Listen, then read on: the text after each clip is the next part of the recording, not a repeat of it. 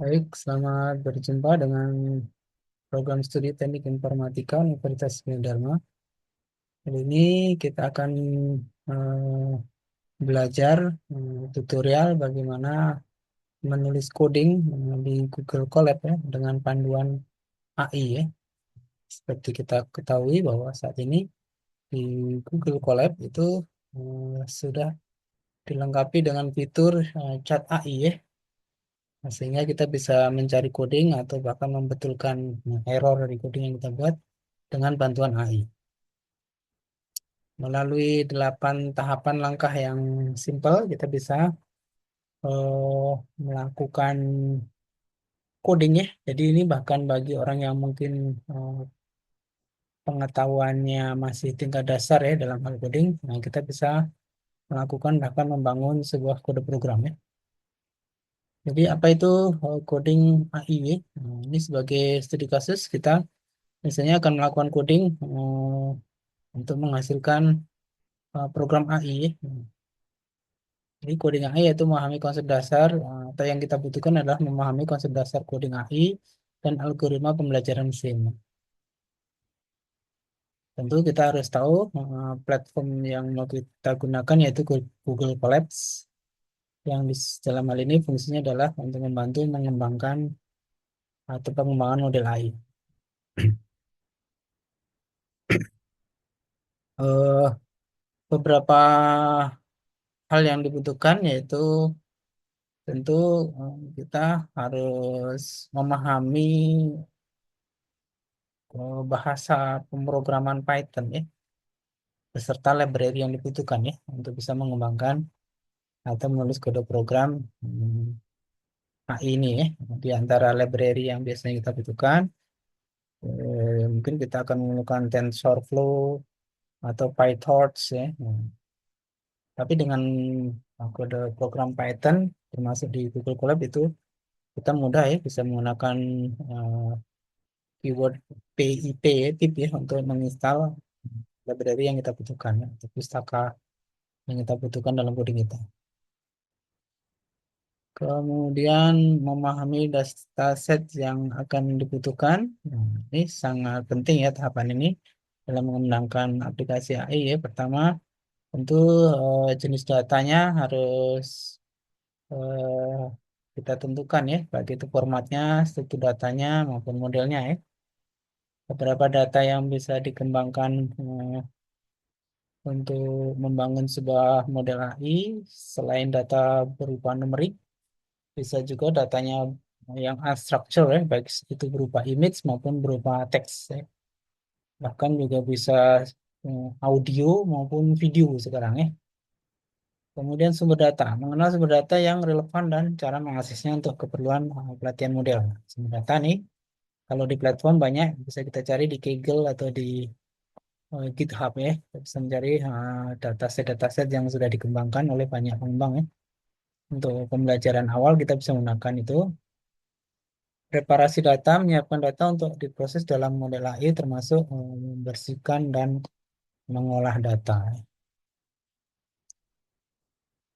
Kemudian tahap berikutnya yaitu pemrosesan data, yaitu membersihkan data dari kesalahan atau data yang tidak konsisten. Jadi data tentu harus kita lakukan pemrosesan ya. Tapi pilah-pilah ya data yang eh, benar-benar bisa membantu meningkatkan akurasi nanti yang kita pilih. Transformasi data mengubah data format yang sesuai untuk model AI. Jadi biasanya transformasi data ini pengertian adalah mengubah data dalam bentuk data yang apa bisa dibaca manusia, misalnya berupa image atau teks, diubah menjadi data yang bisa dimengerti oleh mesin ya. Jadi harus diubah ke dalam bentuk numerik atau yang disebut dengan kalau dia teks berarti text to vector ya. Jadi bentuknya formatnya adalah vektor metrik ya, metrik vektor itu yang nanti bisa diolah oleh algoritma AI-nya. Atau kalau image berarti prosesnya transformasi data ini adalah image to vector.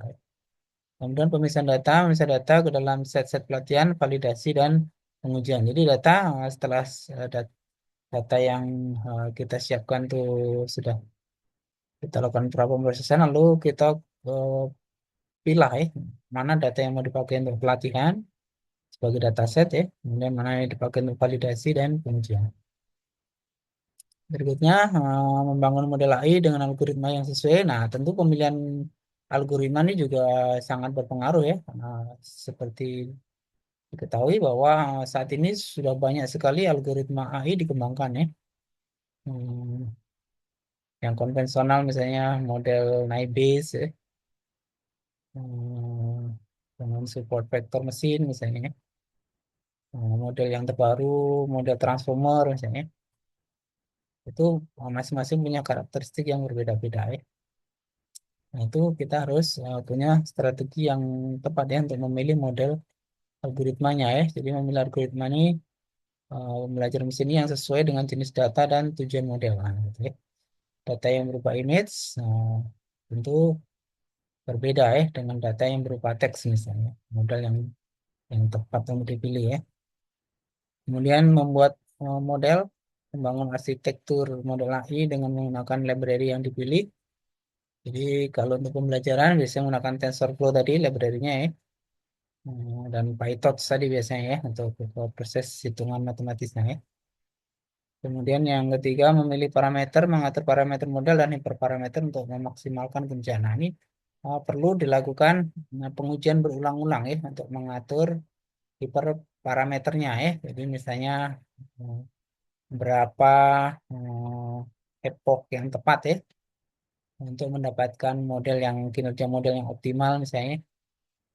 Berapa learning rates ya yang dibutuhkan yang tepat ya sehingga diperoleh kinerja model yang paling bagus misalnya. Ya, itu perlu dilakukan eh, percobaan berulang-ulang ya. Eh, nah, sedangkan tahapan yang bisa kita lakukan ya itu yang pertama tentu kita melatih model ya menggunakan set data pelatihan. Jadi dari data yang kita punya kita buat pelatihan ya. Jadi eh, mengubah data ke vektor tadi ya. Terus kita inputkan ke model algoritmanya yang kita pakai CNN atau RNN, nah misalnya gitu ya. Kemudian kita evaluasi kinerjanya. Ini beberapa parameter yang bisa kita pakai untuk evaluasi. Nah, yang paling umum misalnya menggunakan fungsi log loss ya. Kita harus memastikan bahwa log loss-nya harus eh, pada batas yang diterima gitu ya. Harus rendah ya, jangan terlalu tinggi log loss-nya. Sedangkan akurasinya misalnya ya, ini parameter ini sebenarnya bisa F1 score ya, akurasi itu harus mendekati 100% kalau bisa ya. Nah, tentu setiap model akan sangat bergantung dari kondisinya ya. Penyesuaian model menyesuaikan parameter model jika diperlukan untuk peningkatan kinerjanya. Jadi parameter modelnya tadi bisa kita evaluasi dengan melakukan pengujian yang lebih teliti ya. Eh, Selanjutnya, jika kita sudah mendapatkan model yang optimal ya, ini tentu kita ingin model kita tuh kita publish ya, biar bisa dibaca oleh sesama pengembang ya. Platformnya bisa menggunakan GitHub misalnya. Nah, ini tahapannya, tentu pertama kita mendeploy dulu ya, aplikasi model AI ke platform yang sesuai, kemudian yang kedua mengintegrasi model AI ke dalam aplikasi atau sistem yang dibutuhkan. Nah, yang dibutuhkan ya misalnya kalau sudah mantap modelnya bisa dikembangkan bagaimana supaya bisa diakses melalui web misalnya. Nah, tentu yang terakhir adalah pemantauan. Baik, sebagai contoh studi kasus, misalnya kita akan melakukan membuat kode program nih untuk AI ya, untuk klasifikasi teks misalnya. Jadi di Google Colabs-nya, ini kalau sudah kita buka developer dengan Google Colab ini cukup mengetikkan collabs.research.google.com ya. Lalu login dengan akun Gmail kita, nanti akan masuk di sini. Kita buka apa notebook yang baru gitu ya. Ini tempat di mana kita bisa mengetikkan programnya. Bahkan datanya bisa kita taruhkan di data sampel ini boleh ya. Dia menyediakan space untuk data sampel ya. Atau kalau kita punya data sendiri di Google Drive kita bisa mengkoneksikan hmm, Collabs kita ini dengan Google Drive kita ya. Oke, coba misalnya kita akan chat ya dengan AI-nya. Misalnya kita akan minta membuat kita akan membuat kode program klasifikasi hmm, teks teks sentimen dengan model base. Misalnya kita belajar dulu pakai model yang paling mudah ya.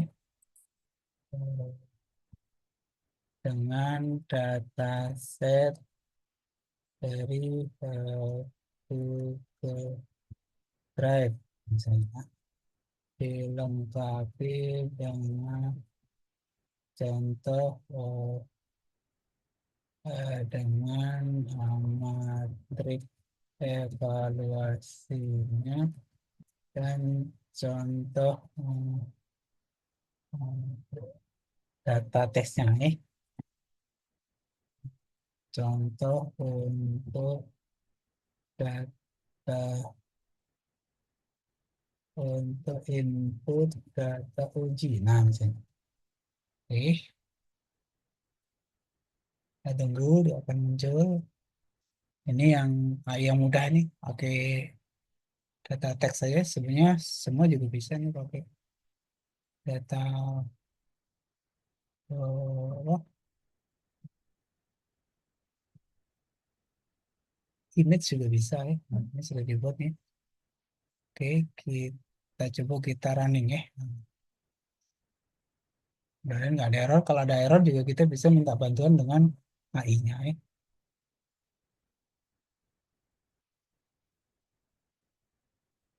Nah, ini tentu datasetnya. Nah, ini jalan ini. Oh, baru install itunya ya. Oh,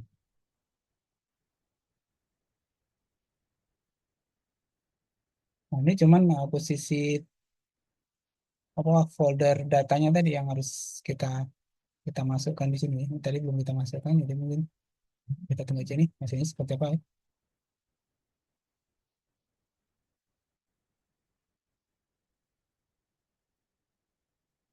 Oke, kita tunggu.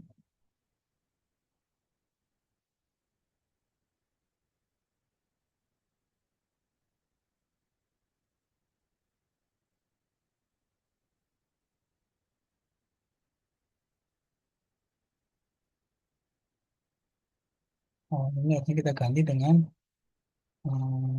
pet dari datasetnya ya. Contohnya misalnya saya punya dataset ini yang dia bentuknya sudah utuh ya. Mari misalnya kita salin jalur kecuali ya. Anda jalan ini, potong aja ya.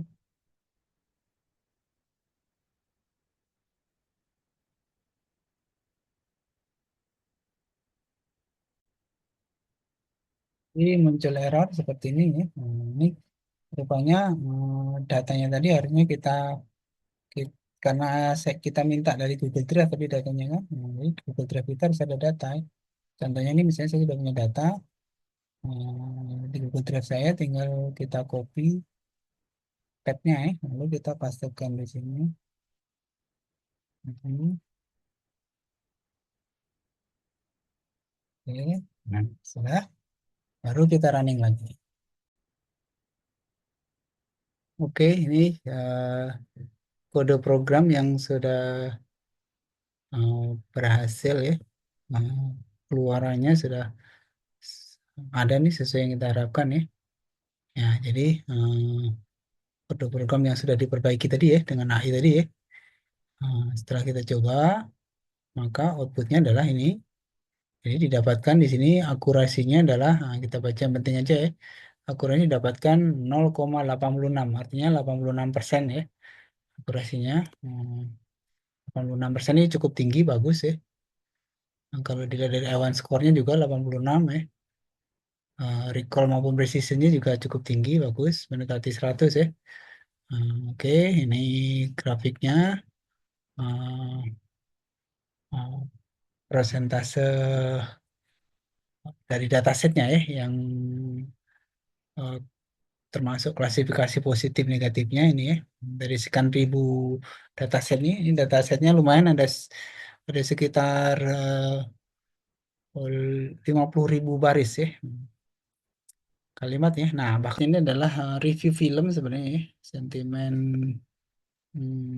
tech analisis ya, untuk review film sebenarnya. Maka contoh kalimat positifnya ya kita masukkan seperti ini. Film ini, kalau kita tambah judul juga. Judul film ini sangat menarik. Nah, hasilnya apa coba ya? Iya.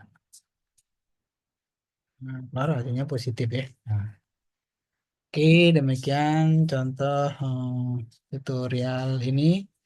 Itu tutorial menulis program ya dengan bantuan fitur AI yang ada di Google Colabs. Mudah-mudahan bermanfaat.